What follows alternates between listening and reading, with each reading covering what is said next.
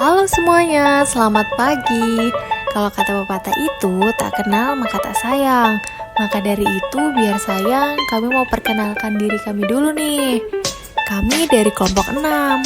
Yang pertama ada... Halo semua, aku Hadijah Sari Mutmainah, biasa dipanggil Dija. NIM aku 2024 0610 285. Yang kedua adalah... Halo semuanya, perkenalkan nama aku Nancy Priscilla Tambuhun. Kalian bisa panggil aku Nancy. NIM aku 2024 0610 283. Yang ketiga adalah... Halo, aku lalu Muhammad Istighfari Arafi, biasanya dipanggil Raffi. NIM aku 2024 0610 282. Yang keempat adalah... Hai semuanya, nama aku Yahra Fahima, bisa dipanggil Afa dengan NIM 2024 10286. Dan yang terakhir adalah... Nah, kalau aku Pinastika Dinar Azahra. Orang-orang biasanya panggil aku Dinar. NIM aku 2024 0610 284. Nah, teman-teman gimana? Udah kenal dong dengan kelompok 6? Sekarang waktunya kalian menonton presentasi dari kelompok kami dengan judul Sejarah dan Sistem Pemerintahan Malaysia. Selamat menyaksikan!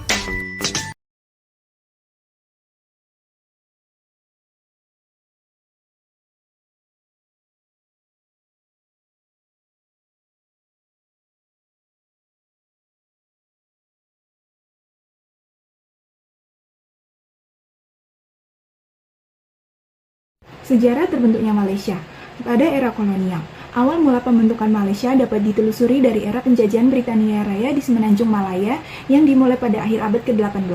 Britania mendirikan koloni pertamanya di Pulau Pinang pada tahun 1786 dan kemudian menguasai Melaka serta Singapura melalui perjanjian dengan Belanda. Setelah Perang Dunia Kedua, Britania mendirikan Uni Malaya pada tahun 1946, tetapi uni ini ditendang oleh rakyat terutama oleh etnis Melayu. Akibatnya, Uni Malaya direorganisasi menjadi Federasi Malaya pada tahun 1948. Pada Federasi Malaya yang dikenal sebagai Persekutuan Tanah Melayu didirikan pada 31 Januari 1948 sebagai hasil dari negosiasi antara pemerintah Inggris dan pemimpin lokal termasuk Organisasi Nasional Melayu Bersatu atau UMNO. Federasi ini terdiri dari 9 negara Melayu yang dipimpin oleh Sultan, yaitu Johor, Kedah, Kelantan, Malaka, Negara Sembilan, Pahang, Penang, Perak, Perlis, dan Selangor, serta 2 koloni mahkota Penang dan Malaka. Pembentukan federasi ini bertujuan untuk memberikan jaminan hak khusus bagi orang Melayu dan menjaga posisi sultan-sultan di negeri-negeri tersebut. Pada 31 Agustus 1957, Federasi Malaya berhasil meraih kemerdekaan dari Britania Raya setelah melalui berbagai perundingan yang melibatkan UMNO dan koalisinya dengan Asosiasi Cina Malaya atau MCA serta Kongres India Malaya. Transformasi Malaya dari Federasi Malaya. Transformasi Malaysia dari Federasi Malaya ke negara Malaysia yang berdaulat merupakan proses yang melibatkan beberapa langkah penting dan peristiwa bersejarah. Setelah Federasi Malaya meraih kemerdekaan dari Inggris pada 31 Agustus 1957, Tunku Abdul Rahman berperan sebagai Perdana Menteri pertama dan memimpin upaya untuk membangun identitas nasional serta memperkuat stabilitas politik. Pada awal kemerdekaan, tantangan besar muncul termasuk ancaman dari Partai Komunis Malaya yang berusaha menggulingkan pemerintah. Untuk mengatasi situasi ini, pemerintah menerapkan keadaan darurat yang berlangsung hingga 1960. Dalam konteks ini, Tunku Abdul Rahman mulai merencanakan penggabungan wilayah lain untuk memperkuat posisi dan keamanan negara. Pada 16 September 1963, Federasi Malaysia resmi dibentuk dengan bergabungnya Federasi Malaya, Singapura, Sabah, Borneo Utara, dan Sarawak. Penggabungan ini bertujuan untuk memperkuat stabilitas politik dan ekonomi serta mengatasi ancaman komunis di kawasan. Namun ketegangan segera muncul antara pemerintah pusat dan Singapura terkait isu-isu politik dan ekonomi, yang akhirnya menyebabkan Singapura keluar dari federasi pada 9 Agustus 1965. Selain itu, Malaysia juga menghadapi konfrontasi dengan Indonesia di bawah kepemimpinan Presiden Soekarno yang menolak pembentukan Malaysia sebagai bentuk neokolonialisme. Dalam menghadapi tantangan-tantangan ini, Malaysia mengadopsi kebijakan ekonomi baru atau NEP setelah kerusuhan rasial pada tahun 1969 untuk merestrukturisasi masyarakat dan mengurangi ketidakpuasan antar etnis. Transformasi ini mencerminkan perjalanan kompleks Malaysia dalam membangun identitas nasional dan stabilitas sosial di tengah keragaman etnis dan budaya. Tokoh-tokoh perjuangan. Yang pertama, Tunku Abdul Rahman. Tunku Abdul Rahman adalah tokoh paling berpengaruh dalam perjuangan kemerdekaan Malaysia, dikenal sebagai Bapak Kemerdekaan. Yang kedua, Ibrahim Yaakob. Ibrahim Yaakob adalah seorang pejuang kemerdekaan yang terkenal karena perannya dalam gerakan nasionalis di Malaya. Ia terlibat aktif dalam organisasi seperti Putra dan PKMM. Yang ketiga, Tan Cheng Lock. Tan Cheng Lock adalah pemimpin komunitas Tionghoa di Malaya dan pendiri MCA atau Malayan Chinese Association. Teritori dan batas wilayah. Malaysia memiliki batas wilayah yang jelas dan terletak di posisi strategis di Asia Tenggara. Negara ini dibagi menjadi dua bagian utama, Malaysia Barat, Semenanjung Malaya, dan Malaysia Timur di Sabah dan Sarawak di Pulau Kalimantan. Malaysia Barat, Semenanjung Malaysia. Di bagian utara berbatasan dengan Thailand, di bagian selatan berbatasan dengan Singapura dan Indonesia, di bagian timur dikelilingi oleh Laut Cina Selatan, di bagian barat dikelilingi oleh Selat Malaka. Malaysia Timur di Sabah dan Sarawak, di bagian utara berbatasan dengan Brunei Darussalam dan Cina Selatan, di bagian selatan berbatasan dengan Kalimantan di Indonesia, di bagian timur dikelilingi oleh Laut Sulu, dan di bagian barat dikelilingi oleh Laut Natuna.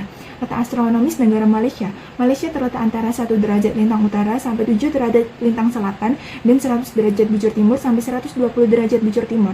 Luas total wilayah Malaysia mencapai sekitar 330.434 km persegi yang terdiri dari 13 negara bagian dan 3 wilayah persekutuan, yaitu Kuala Lumpur, Putrajaya, dan Labuan. Kepemimpinan negara. Yang pertama, Malaysia dipimpin oleh Raja. Kepemimpinan negara Malaysia dipegang oleh Yang di-Pertuan Agong yang merupakan kepala negara dalam sistem monarki konstitusional. Raja ini dipilih secara bergiliran dari 9 Sultan Melayu dan menjabat selama 5 tahun. Meskipun peran Yang di-Pertuan Agong sebagian besar bersifat seremonial, dia memiliki beberapa kekuasaan konstitusi yang signifikan, seperti mengangkat Perdana Menteri, Menteri, dan Jaksa Agung, serta menandatangani undang-undang. Yang kedua ada Perdana Menteri. Perdana Menteri Malaysia adalah pemimpin eksekutif negara yang diangkat oleh Yang di-Pertuan Agong setelah mendapat dukungan mayoritas dari anggota Dewan Rakyat. Sebagai kepala pemerintahan, Perdana Menteri bertanggung jawab untuk memimpin kabinet dan melaksanakan kebijakan pemerintahan serta melapor kepada parlemen. Masa jabatan Perdana Menteri biasanya adalah 5 tahun, tetapi dapat diperpanjang jika masih mendapat dukungan dari mayoritas di Dewan Rakyat. Selanjutnya, pemimpin negara. Pemimpin negara Malaysia saat ini adalah Perdana Menteri Anwar Ibrahim yang dilantik pada 24 November 2022. Anwar Ibrahim memimpin pemerintahan dengan dukungan dari koalisi partai politik, dan ia merupakan tokoh penting dalam politik Malaysia selama beberapa dekade. Sebelumnya, ia pernah menjabat sebagai Wakil Perdana Menteri dan Menteri Keuangan, serta terlibat dalam berbagai reformasi politik di negara tersebut. Selain itu, Yang di-Pertuan Agong yang baru terpilih adalah Sultan Ibrahim almarhum Sultan Iskandar, yang akan mulai menjabat pada 31 Januari 2024. Sultan Ibrahim dipilih melalui sistem rotasi di antara 9 Sultan Melayu dan akan menjabat selama 5 tahun. Dalam kapasitasnya sebagai raja, Sultan Ibrahim memiliki peran simbolis dan seremonial, tetapi juga memiliki kekuasaan untuk menunjuk Perdana Menteri dan mengawasi stabilitas pemerintahan. Selanjutnya, proses pemilihan pemimpin. Di Malaysia, pemilihan pemimpin tertinggi atau Perdana Menteri dilakukan melalui sistem demokrasi berparlimen dengan Yang di-Pertuan Agong sebagai ketua negara. Berikut adalah proses utamanya. Yang pertama, sistem parlemen. Malaysia menggunakan sistem Westminster, di mana partai atau koalisi yang memenangkan mayoritas kursi di Dewan Rakyat berhak membentuk pemerintahan. Pemimpin partai atau koalisi tersebut biasanya akan menjadi Perdana Menteri. Yang kedua, proses pengangkatan Perdana Menteri. Setelah pemilihan umum, Yang di-Pertuan Agong akan melantik seorang Perdana Menteri yang dipercaya mendapat dukungan mayoritas anggota Dewan Rakyat. Calon Perdana Menteri harus merupakan anggota Dewan Rakyat dan warga negara Malaysia yang lahir di Malaysia. Yang di-Pertuan Agong memiliki wewenang konstitusional untuk menentukan siapa yang kemungkinan besar dapat memperoleh kepercayaan mayoritas anggota Dewan Rakyat. Yang ketiga, pemilihan umum. Diadakan setiap 5 tahun sekali. Menggunakan sistem first past the post, di mana kandidat dengan suara terbanyak di setiap konstitusi memenangkan kursi. Pemilih harus warga negara Malaysia berusia 18 tahun ke atas. Yang keempat, pergantian Perdana Menteri juga dapat terjadi di tengah periode jika Perdana Menteri mengundurkan diri, kehilangan dukungan mayoritas di parlemen, meninggal dunia, dan diberhentikan oleh Yang di-Pertuan Agong. Bentuk negara Malaysia. Malaysia merupakan sebuah negara yang mengamalkan sistem federal yang ditandai dengan pembagian kuasa antara kerajaan pusat dan kerajaan negeri. Dalam konteks ini, Malaysia terdiri dari 13 negeri dan 3 wilayah persekutuan, di mana setiap negerinya mempunyai kuasa tertentu untuk mengurus hal-hal mereka sendiri. Selaras dengan prinsip-prinsip federalisme yang diiktiraf dalam Perlembagaan Persekutuan Malaysia atau Fiscal Decentralization and Economy Law in Malaysia, a market perceiving federalism perceived pada tahun 2019, sistem federal ini memperbolehkan negeri-negeri seperti Sabah dan Sarawak untuk mempunyai tahap autonomi yang lebih tinggi dibandingkan dengan negara-negara lain, terutama dalam aspek pengurus sumber dan kebudayaan. Mengapa Sabah dan Sarawak mempunyai tahap autonomi yang lebih tinggi? Yang pertama adalah sejarah pembentukan Malaysia, di mana Sabah dan Sarawak itu merupakan bagian federalisasi Malaysia sejak pembentukan pada tahun 1963 melalui Perjanjian Malaysia 1663 atau Malaysia Agreement 1963. Dalam perjanjian ini, Sabah dan Sarawaknya diberikan hak khusus untuk memastikan bahwa kepentingan mereka dilindungi. Yang kedua adalah hak istimewa dalam Malaysia Agreement 1963 yang dimana Sabah dan Sarawak itu memiliki wewenang untuk mengatur imigrasinya mereka sendiri. Yang ketiga yaitu keanekaragaman budaya dan etnis, karena Sabah dan Sarawak itu mempunyai sangat berbeda dengan semenanjung Malaysia. Yang keempat adalah perbedaan geografi dan ekonomi, di mana lokasi geografis Sabah dan Sarawak ini jauh dari pusat pemerintah di Kuala Lumpur, yang menjadikan salah satu alasan utama Sabah dan Sarawak memiliki otonomi yang lebih tinggi. Yang kedua yaitu di bidang ekonomi. Sabah dan Sarawak itu tergantung pada sumber daya alam mereka seperti minyak, gas, dan hasil hutan yang memerlukan pengolahan khusus. Yang kelima adalah tuntunan otonomi yang konsisten. Sabah dan Sarawak menuntut agar hak-hak otonomi mereka ditegakkan sesuai dengan MA 63. Dalam beberapa tahun terakhir ini, pemerintah federal Malaysia ini telah membuat beberapa reformasi untuk mengakui kembali hak-haknya yang pada tercantum pada MA 63. Itu alasan mengapa otonomi Sabah dan Sarawak lebih tinggi, karena Sabah dan Sarawak itu berlokasi di Kepulauan Kalimantan. Selanjutnya kita harus mengetahui 13 negara bagian dan 3 wilayah persekutuan. Negara bagian terdiri dari Johor, Kedah, Kelantan, Melaka, Negeri Sembilan, Pahang, Perak, Perlis, Pulau Pinang, Selangor, Terengganu, Sabah, dan Sarawak. Dan wilayah persekutuannya terdiri dari Kuala Lumpur, Putrajaya, dan Labuan.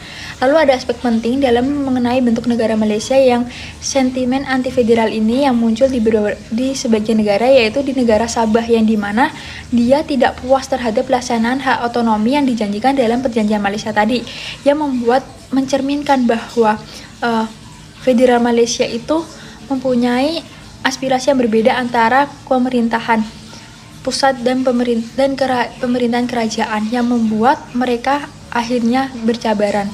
Namun dalam sistem federal ini, pendekatan ini mengurus keperbagian etnis dan budaya yang ada sambil memastikan bahwa setiap negeri mempunyai suara dan penguasaan hal-hal mereka sendiri.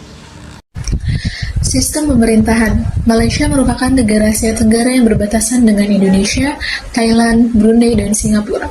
Sistem pemerintahan yang dianut oleh Malaysia adalah parlementer, di mana ketua kerajaan atau kepala pemerintahan dipegang oleh Perdana Menteri, sedangkan ketua negara atau kepala negara dijabat oleh Yang di-Pertuan Agong. Sistem pemerintahan Malaysia adalah monarki konstitusional federal dengan ciri khas pembagian kekuasaan antara pemerintah federal dan pemerintah negara bagian. Malaysia memiliki 13 negara bagian dan 3 wilayah federal, masing-masing memiliki otonomi tertentu sesuai konstitusi. Dengan sistem ini, Malaysia menjaga keseimbangan antara tradisi kesultanan, agama, dan demokrasi modern.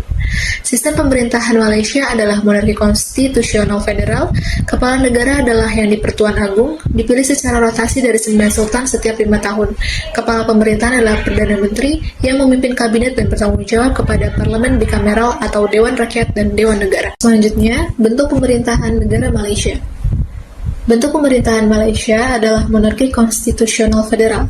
Sistem ini menggabungkan elemen monarki dengan konstitusi tertulis, di mana kekuasaan raja dibatasi oleh hukum, dan struktur federal yang membagi kekuasaan antara pemerintah pusat dan negara bagian. Bentuk pemerintahan Malaysia sebagai monarki konstitusional federal unik karena menggabungkan sistem kerajaan tradisional dengan demokrasi modern. Selain memiliki yang di-Pertuan Agung sebagai kepala negara, negara ini juga memberikan otonomi kepada 13 negara bagian. Beberapa di antaranya dipimpin oleh sultan. Pemerintahan pusat berfungsi sebagai pengelola utama urusan nasional, sementara negara bagian mengatur hal-hal tertentu seperti agama dan adat. Sistem ini menyeimbangkan tradisi kesultanan dengan prinsip-prinsip demokrasi. Nama Konstitusi Negara Malaysia. Nama Konstitusi Negara Malaysia adalah Perlembagaan Persekutuan Malaysia atau Federal Constitution of Malaysia. Konstitusi ini adalah dokumen hukum tertinggi di negara Malaysia dan menjadi dasar bagi semua undang-undang serta tata pemerintahan negara tersebut. Berikut adalah penjelasan Perlembagaan Persekutuan Malaysia. Yang pertama ada sejarah. Perlembagaan Persekutuan Malaysia disahkan pada 31 Agustus 1957. Ketika negara memperoleh kemerdekaan dari Inggris. Awalnya dikenal sebagai Perlembagaan Persekutuan Tanah Melayu. Konstitusi ini diubah namanya menjadi Perlembagaan Persekutuan Malaysia pada tahun 1963 setelah pembentukan Malaysia yang melibatkan Sabah, Sarawak, dan Singapura. Meskipun Singapura kemudian keluar pada tahun 1965. Yang kedua, ada struktur perlembagaan. Yang pertama ada bahagian 1. Negeri dan persekutuan menentukan pembentukan Malaysia sebagai federasi. Bahagian kedua, kebebasan asasi, menjamin hak-hak dasar warga negara seperti kebebasan berbicara, beragama, dan kesetaraan di depan hukum. Bahagian 3, kewarganegaraan, mengatur tentang status kewarganegaraan Malaysia. Bahagian 4, persekutuan, menguraikan struktur pemerintahan termasuk yang di-Pertuan Agong, parlemen, dan cabang eksekutif. Bahagian 5 dan 6, hubungan antara persekutuan dan negeri, menjelaskan pembagian kekuasaan antara pemerintahan pusat dan pemerintahan negara bagian.